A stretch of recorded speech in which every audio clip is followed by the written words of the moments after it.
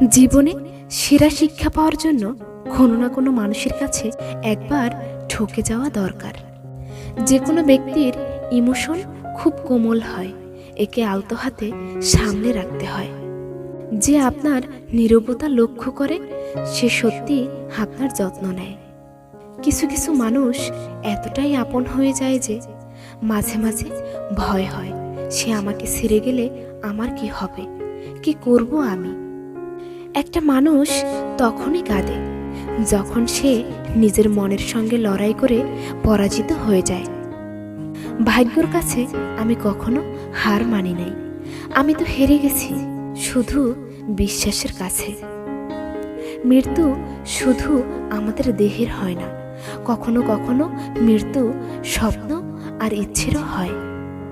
কোনো মানুষ চায় না কাউকে ভুলে যেতে, কিন্তু সময় ভুলিয়ে দেয়। কোনো মানুষই চায় না কাউকে হারিয়ে ফেলতে, কিন্তু ভাগ্য তাকে ছিনিয়ে নেয়। মেঘ যখন জলের ভার সইতে না পারে তখন বৃষ্টি পড়ে। হৃদয় যখন কষ্টের ভার সইতে না পারে তখন অশ্রু হয়ে ঝরে যায়। প্রতিটি জলের ফোঁটাকে সম্মান করো, সেটা আকাশ থেকে হোক বা চোখের। কারো জন্য কিছু করে যদি তাকে সেটা বলে বোঝাতে হয় তবে সেই করার কোনো মূল্য থাকে না। যেদিন সে আমার ভালোবাসার কথা মনে করবে আবার আমার হয়ে অনেক কাঁদবে। সম্পর্ক সবসময় হৃদয় থেকে হওয়া উচিত, কথায় নয়। নিজেকে সুখী করার জন্য অন্তত একজনকে খুশি করা প্রয়োজন। সুখ অল্প সময়ের জন্য ধৈর্য দেয়, কিন্তু ধৈর্য চিরকালের জন্য সুখ দেয়। কাছের মানুষকে ছেড়ে থাকা অনেক কষ্টের, কিন্তু তার চেয়েও অনেক গুণ বেশি কষ্টের হলো সে আসবে না জেনেও তার জন্য অপেক্ষা করা। কেউ কাউকে ভুলে যেতে পারে না, ব্যাপারটা হলো তার সাথে প্রয়োজন শেষ হয়ে গেছে তাই আর আগের মতো যোগাযোগ রাখে না।